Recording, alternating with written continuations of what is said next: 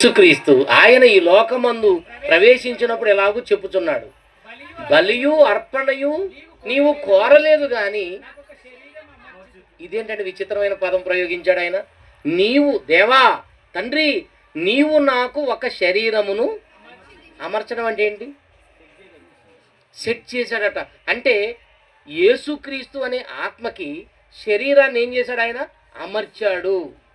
ఒక మాట చెప్తాను మీకు, అమర్చబడిందంటే కొద్ది రోజులే ఉంటుందని అర్థం. స్లాబ్ వేసేటప్పుడు సెంట్రింగ్ ఏం చేస్తారు? అమరుస్తారు. సెంట్రింగ్ని అమరుస్తారు. స్లాబు మొత్తం స్టాండర్డ్ అయిపోయిన తర్వాత సెంట్రింగ్ ఏం చేస్తారు? పెరికేస్తారు. అమర్చబడిందంటేనే తీసేసేదని అర్థం. ఈ శరీరము మనకు అమర్చబడింది అంటే లోపల మనం ఉన్నాం. ఈ లోకంలో ఉండడానికి ఈ శరీరం అవసరం. అర్థమవుతుందా? మరి ఈ శరీరంలో నుంచి బయటికి పోతే ఉంటావా? ఉంటాం. దేవుని పిల్లలారా ఆలోచించండి. నీవు నాకు ఒక శరీరమును అమర్చితివి. ఎందుకు? నీ చిత్తము నెరవేర్చుడు. అంటే దేవుని చిత్తాన్ని నెరవేర్చడానికే శరీరం ఇచ్చాడా? అవునండి. శరీరములో ఉన్నంతకాలం మీరు ఎవరి ఇష్టాన్ని నెరవేర్చాలి? దేవుని ఇష్టాన్ని, శరీరం యొక్క ఇష్టాన్ని కాదు. ఇప్పుడు మీకు అందరికీ అర్థమైపోయి ఉంటుంది మనిషి అంటే ఏంటి. భలే చెప్పారండి. ఇది సమాజానికి తెలియక చస్తే గొడవ లేదు అంటున్నారు. మనిషి అంటే ఆత్మ. అసలు ఆత్మకు చావే లేదు. మత్తయి 10:28 చూడండి. అసలు ఆత్మకు చావు ఉందో లేదో చూడండి. దేనికి చావు ఉంది? చావు చావు అంటున్నాం, దేనికి సంబంధించింది అది? మత్తయి 10:28. మరియు బాగా చదవాలి, అటు ఇటు తిప్పకండి అమ్మా. మరియు ఆత్మను చంపనేరక. అంటే ఆత్మకేమి లేదు? చావు లేదు. అంటే ఎవడు చంపలేడు ఆత్మని. ఆత్మను చంపనేరక దేహమునే చంపు వారికి. అంటే చావు దేనికి ఉంది? ఏం చెప్పారండి? శరీరానికి ఉంది చావు, దేనికి లేదు? అది విషయం. చావు ఉంది దేనికి? శరీరానికి. దేనికి లేదా చావు? ఆత్మ అంటే మనిషి, మనిషికి ఏమి లేదు. అది విషయం. ఇప్పుడు ఈ శరీరంలో ఉన్నాం, ఒక 60-70 ఏళ్ళు ఉంటాం. ఇది వదిలిపెడితే మరో లోకంలో ఇది ఆత్మ ఉండాలంతే. ఇది ఉంటుందే కానీ ఇది పోయేది కాదు. అసలు ఆత్మకు చావే లేదు. అంటే మనిషికి చావు లేదు. చనిపోయాడు అంటున్నాం. ఎక్కడ పోయాడు? పోయాడు అంటున్నాం. పోయాడు, పోయింది. మరి అది ఉంటుంది. మనిషికి మరణం ముగింపు కాదండి. మరణం దేనికి? శరీరానికి. మరి నీకుందా? నీకు లేదు. అసలు మనిషికి మరణం లేదు, ఆత్మకు మరణం లేదు. అందుకే బైబిల్లో దేవుడు మోషే గారు నీ పేరేంటయ్యా అని దేవుడిని అడిగితే ఆయన అన్నాడు, నేను ఉన్నవాడను అనువాడనై. ఏం చెప్పాడు ఆయన? ఉన్నవాడను అంటే ఏంటి? ఆయన ఎప్పుడూ ఉండేవాడని అర్థం. నేను ఒక వేదిక మీద వాక్యం చెప్తున్నానండి.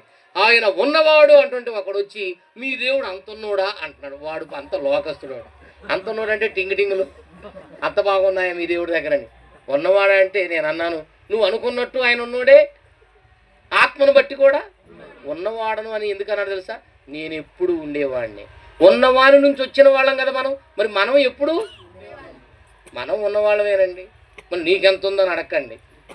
ఒకడు వచ్చి నన్ను అన్నాడు, విజయరావు అన్న తెల్ల కారు వేసుకొని పోతున్నావు, తెల్ల బట్టలు వేసుకొని పోతున్నావు. మా ఊర్లో ఉన్నోడే దరికుంటుంది వాళ్ళ ఇల్లు, రోజు పోతున్నావు, ఎంత ఉందన్నా నీకు అని అన్నాడు.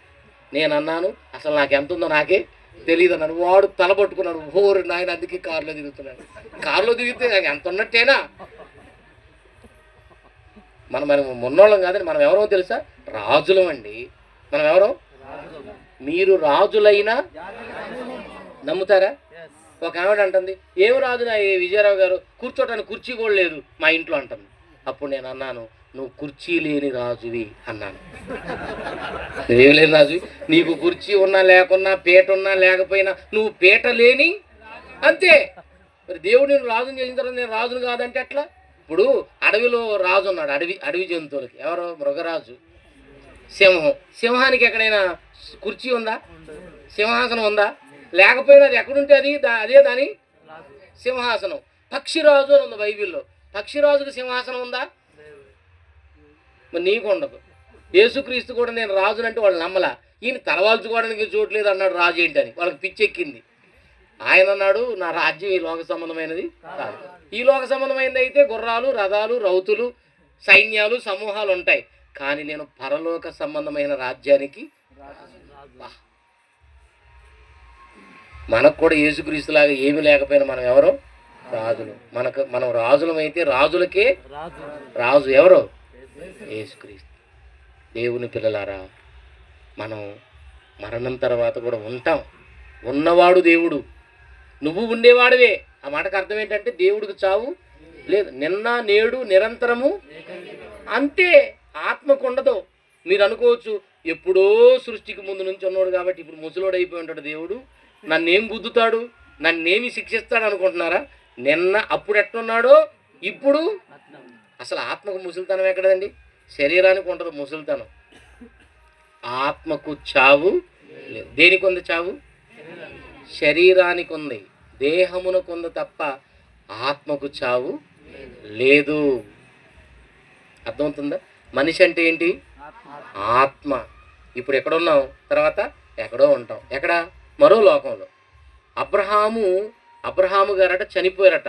చనిపోయి పితరుల యొద్దకు, ఇటు చనిపోతే మళ్ళీ పితరుల యొద్దకు చేర్చబడింది ఏంటి? చనిపోయిన తర్వాత చేర్చబడుతుంది మట్టిలోకి శరీరం. చనిపోతే చేర్చబడింది ఏంటి? అక్కడ ఉన్నాడు అబ్రహాము గారు. ఎక్కడున్నాడు? పరదైసులో అందరికీ, విశ్వాసులందరికీ తండ్రిగా ఇప్పటికీ ఉన్నాడా? ఇప్పుడు మీ వాళ్ళు అందరూ చచ్చిపోయారు, ఉన్నారా? ఆ ఫోటో పెట్టుకొని ఏడవటం కాదు, ఉన్నారు వాళ్ళు. ఎక్కడో చోట ఉన్నారు అంతే. ఉంటాం, చావు లేదు. అందుకే ఈసారి ఎప్పుడైనా బాధ కలగగానే ఫ్యాన్ చూసుకోపాకండి, పురుగు మందు డబ్బా చూసుకోపాకండి. ఎందుకంటే మరణం తర్వాత కూడా నువ్వు ఉంటావు. మరి ఇంతకు మరణం అంటే ఏంటి, మనిషి అంటే ఏంటో క్లారిటీ వచ్చిందా? చెప్పండి అందరూ. మనిషి అంటే ఏంటి? బా ఏం చెప్పారండి. ఇప్పుడు మరణం అంటే ఏంటో చెప్తాను. మంచి మాట, 2 వాక్యాలు చూడండి, ముగించేస్తాను, సమయం అయిపోయింది. కీర్తనల గ్రంథం 9వ అధ్యాయం 14 వచనం. మరణం అంటే ఏంటో చూడండి. కీర్తనలు 9:14. అలా లేదు, అక్కడ మరణద్వారమున అని ఉంటుంది. మరణద్వారమున ప్రవేశించకుండా. బా, మరణం అట ద్వారం అటండి. మరణద్వారం. మరణం అంటే ఏంటి అందరు చెప్పాలి. ద్వారం అంటే ఏంటి? ఇదిగో ఇది ద్వారం అంటే ఇదే కదా, లేకపోతే అదో అక్కడ ఒకటి ఉంది ద్వారం, ఆ గేట్ దగ్గర, అంతేనా? ఇప్పుడు మరణ ద్వారం అంటే ఏంటో తెలుసా? మరణము ద్వారము లాంటిది. అంటే ఇప్పుడు ఇంట్లోకి రావాలంటే ఏం దాటి రావాలా? గేటు ద్వారం దాటి. కాలేజీకి వెళ్ళాలంటే కాలేజీ కూడా ఒక ద్వారం ఉంటుంది, అందులో నుంచి లోపలికి వెళ్ళాలి, అంతేనా? ఒక ఫ్యాక్టరీకి ఏముంటుంది? ద్వారం. అంటే లోపలికి వెళ్ళాలంటే దాన్ని దాటాలి. నువ్వు కూడా దేవుడున్న లోకాన్ని చేరాలంటే మరణము అనేది ఒక ద్వారం. దీన్ని దాటితే తప్ప నువ్వు దేవుణ్ణి, అది పరదైసుకు వెళ్ళాలి మనం. నువ్వు ఇక్కడ ఉంటే ఇందులో ఈ శరీరం ఉంటే కుదరదు. మరణం అనే ఈ శరీరానికి వచ్చే మరణం అనే ఈ ద్వారాన్ని మనం దాటి వెళ్ళాలి. ఏమండి, నేను ఒక మాట అడుగుతాను. ద్వారం అనేది ప్రారంభమా ముగింప? బాగా నాకు ఆలోచించి చెప్పాలి. ద్వారము అంటే ప్రారంభమా ముగింప? ద్వారం అంటే ప్రారంభం. ఒక కళాశాల ద్వారం దాటావంటే కళాశాలలోకి వెళుతున్నావు నువ్వు, ఇంకా లోపల ఉన్నదంతా. మరణం కూడా ఒక ద్వారం వంటిదే. మరణం తర్వాత ఉంది అసలు జీవితం.